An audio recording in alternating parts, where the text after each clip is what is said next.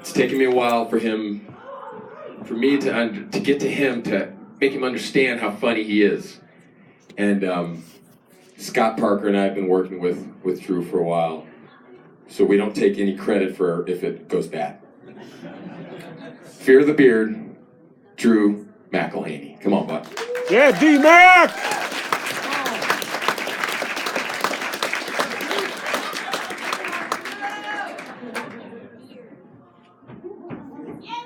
Thank you! Right! Drew,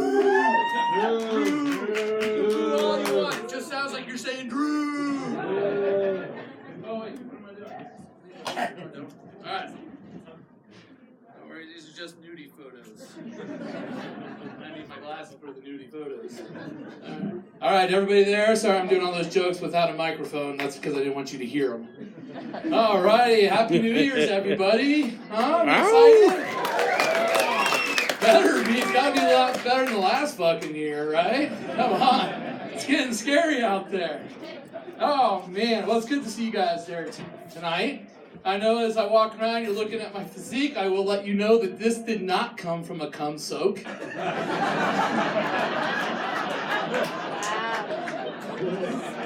That'd be the mess in my beard.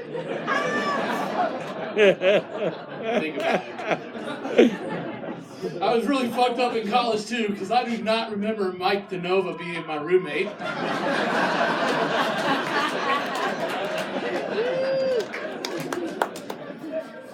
I hear Zoe Messenger's mother is in the crowd. Are you here? All right, I should just call you Mom starting now. You guys just wait, you'll see. All right, so I'm just going to start out by just telling you a little bit about myself, because the last time I didn't do that, and I think people need to know a little bit about myself. So I was born in Houston, Texas. At least those two won't hold it against me. I was like, the other day I was walking down the street here and I saw a family coming down. The kid had a shirt on that said, "Keep Austin Weird." And I was like, "Hey, you guys must be from Texas." And they looked at me and they're like, "How did you know that?" And I said, "Well, his shirt." And they were like, "Oh yeah, because he's got a Texas shirt on." I said, "No, because everybody in Texas thinks Austin's weird. Everybody else in the country thinks Austin's normal and the rest of Texas is weird." Oh, but my family was nice. They moved me out of Texas. They moved me to Colorado, to a small little town called Manitou Springs, Colorado. It's right outside of Colorado Springs, you know, the murder capital of the United States of America. The home of Lieutenant Joe Kenda. Yeah, anybody? Nobody? We got any ID Discovery fans? Nobody watches ID Discovery? You don't watch murder after murder after murder? I mean, Colorado Springs has a show all on one cop and all the murders. It's insane. But I'm like, my wife says I'm completely addicted to ID Discovery, that I watch way too many murder shows. I'm way too into it. The other day I was watching one, and it's a sad story. It's a sad one, and it's kind of close to home. It happened here in Colorado. And it's about 2 years ago. This guy told his wife that he wanted to go for a hike on their wedding anniversary. And they went for a hike, and he pushed her off the cliff. And I thought, yeah, this ain't gonna work for me. No. Second, I told my wife I want to go on a hike for our wedding anniversary. She's calling every insurance company and canceling every policy. They also said that this guy went on 9 hikes to map it all out before he took her up there. 9! I'm not even doing the 1! 9 times on a hike! There's gotta be an easier way to kill your wife, I'm telling you. That's way too hard. Oh, man. I am getting a little bit maybe too addicted to the shows, though. I am. Because my wife came in the other day to give me a hug, and I flinched like a motherfucker. She's like, "What?" I was like, "Why are you coming in all stealthy and shit?" She's like, "You've got a problem." The next morning, she was leaving the bedroom. She's like, "What are you going to do with your dirty laundry?" I was like, "Oh, shit, I still left the hooker in the trunk?" You know what I mean. You still got one in your trunk, buddy. You know it. So anyways, also, I moved, after living in Manitou Springs, Colorado, I moved 2 days after high school graduation. I moved up to the mountains, got out of the Front Range. Can't stand the Front Range. I can't do it. I'm sorry, folks. Anybody here from the Front Range? Got some Front Rangers? I can't do it. I can't. And those tunnels, what is it? The Eisenhower Tunnel and the Johnson Tunnel, be familiar? That is like going to another dimension for me. You know, it's like I'm driving east, I go through the Eisenhower Tunnel, it's like,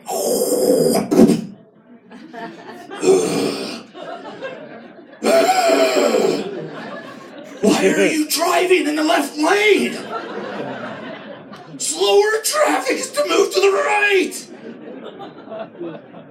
Move over. Move over. Move over. Oh, now you can't use your blinker? Now you can't use your blinker to move over? What, is this too hard? Huh? Is this too hard? Too hard for a Front Ranger to do this, isn't it? Yeah, too hard, huh? Too hard. For like 3 days. And then I drive back up and I go through the Johnson Tunnel. I come through. Driving that train. I'm okay. Is it Jones? Sorry, I just need to do that for myself. All right. Oh, man. How about, how many people, we've already established this, but let's do it again. Sound of applause, how many people from out of town? All right. Let's do it louder than that. Sound of applause, how many people are locals? You whiny little bitches. Steamboat people are whiny little bitches. Yeah. You guys whine, or we whine about the dumbest shit in the world. They're like, Putin's got 50,000 troops on the border with Ukraine. 1,100 people died in Indonesia because of a tsunami. And we're like, if it doesn't snow, the mountain's not gonna open on time. It really needs to snow. It's not snowing. Where's the snow? If it doesn't snow, we're not going to be able to ski. We need more terrain. More terrain. There's not enough terrain. They're like whiny little bitches. Like, it's insane. Like, where is it? I want to go this way. I want to go that way. Oh, man. And then it snows for 4 fucking months. We get 10-foot drifts in our driveways. And everybody's like, when's it gonna stop snowing? When's it gonna stop snowing, really? Oh, I'm so sick of the snow. It's just been snowing this whole time.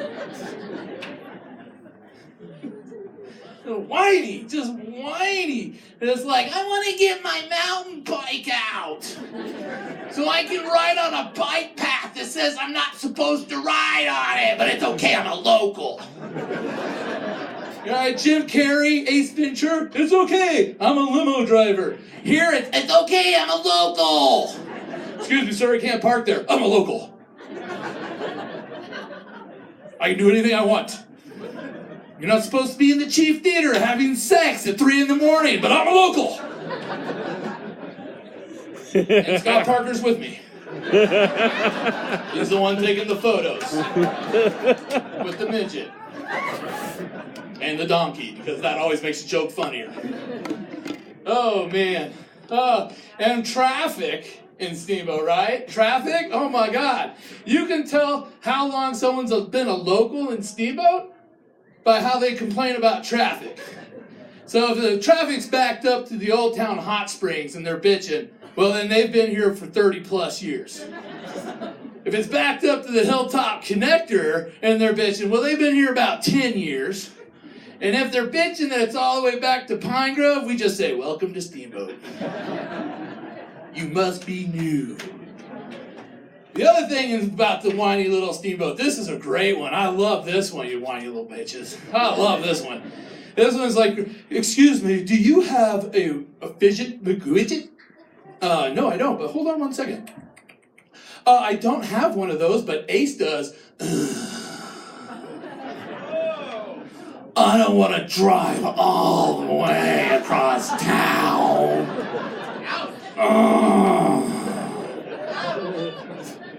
in Chicago, you want to go to IKEA. You drive 45 minutes across Chicago to get to IKEA. If you're in LA, you drive 25 minutes to 40 minutes to get to an In-N-Out burger.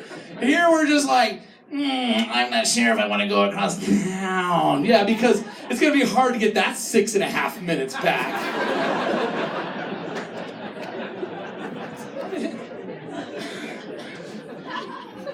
Crazy people, man, crazy. The other night I was sitting at a bar here in town and I met this couple. Well, I kind of knew him, but I kind of met him again. And I said, so what are you doing now? Because he had lost his job, he got a new job. He said, well, me and my wife, we both work at Smartwool. I was like, oh, what a coincidence. I just told my wife the other night that I wanted to go for the next Halloween as a Smartwool sock. And these people were like, oh my God, that's a great idea. I was like, yeah, I'm gonna have holes all over it.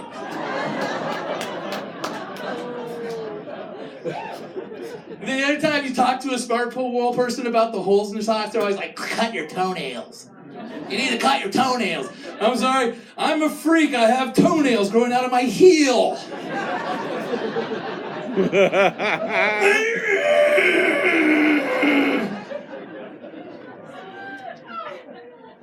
I'm not an animal! Get it? That's the toenail. That's for the next class, folks. Alrighty. Whew, it's good to see you guys. This is fun. This is good times. Oh, man. Hey, how about that Tony Cat in that hat? T-Sizzle, my man right over there. We do a radio show together. We are brothers from another mother. It might be the same mother. Who knows? We kind of look a lot alike. We call him T-Sizzle, or T for short. T is not for Tony. It is for token.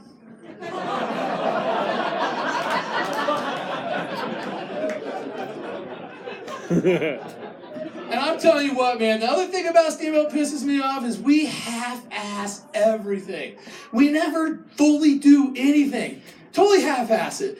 Every other ski area in the country is making these big, beautiful hotels at the bottom of their ski area. We build one where you can't drive into the garage if you have a ski rack on your car. But not only that, we half-assed our token. Okay? Seriously, we got a black man who drives a Subaru and has a Yorkie named Princess. Steve-O can't even go out and get an African-American token that's got at least a little bit of street cred. I swear to God, he opened his car the other day, Taylor Swift was playing.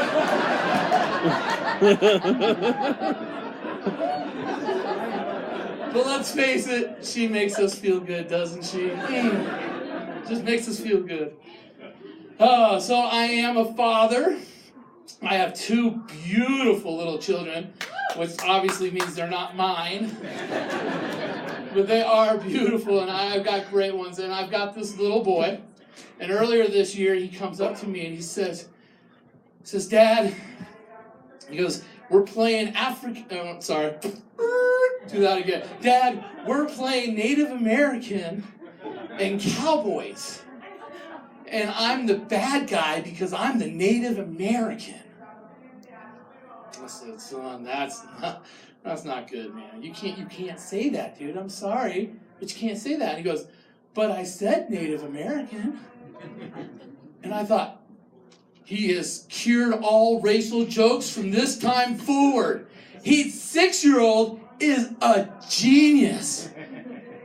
But let's put it to the test. So I thought, what's the worst racist joke I know? And I don't know a lot. I just make up a lot. But I don't know a lot of them. When I thought back, there's one that's always stuck with me that I heard in elementary school. It's always stayed with me my whole life. So anyways, I'm going to try it out with my son's new theory. So what's black and brown and found on an African American's ass? That's right, a Doberman Pinscher. What? I said African American. Okay, so I told this joke down in Denver at a comedy place, and afterwards I walk out onto the street, And this big, towering African-American gentleman, probably about 6'3", he comes storming right up to me. He comes right up onto me and he goes, "Hey man, I didn't appreciate that joke." What, were you expecting a dark, scary voice? Now who's the racist? Yeah, all of you. All of you. Not the guy telling the bad joke, all of you. Oh man, yeah, the kid's genius. He's a genius. You just have to put politically correct words in there and you're not a racist. Oh my gosh. So anyways, I do struggle from some things. I struggle from a bad back. I have for years. For a long, long time, and it's horrible. Anybody here have a bad back? Round of applause. You know, if you hurt your back when you pop it out, you can't move, right? Like, you're like, oh, shit, oh, shit. And then you gotta sneeze. You're like,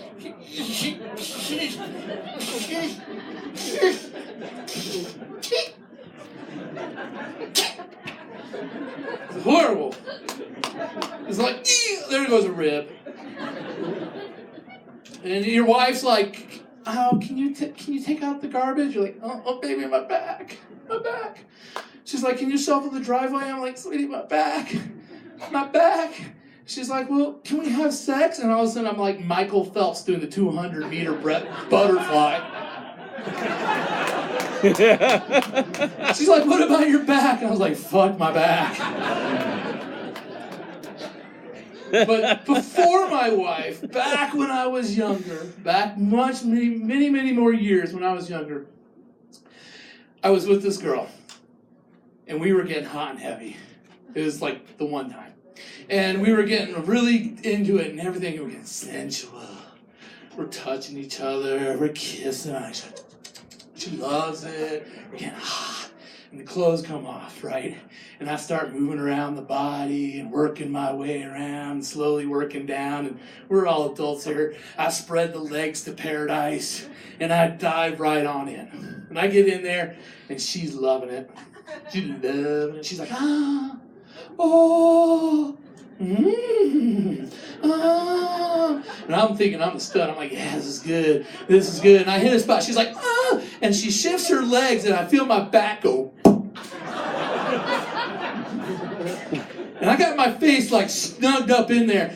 And all of a sudden, I can't move. I am locked in place. And all of a sudden, I'm sitting down there just going, "Oh, oh." And she's going, "Oh, oh." And I'm like, "Oh, oh." And she's like, "Oh, yeah, right there. Oh, God, what are you doing to me?" 20 minutes and 3 orgasms later, she's like thinking, maybe there's something wrong. 20 minutes and 2 orgasms later, she's like, oh, maybe I should get off. She rolls over, lifts her leg up, rolls over. There I am, lying, crying in a fetal position, naked, sopping wet.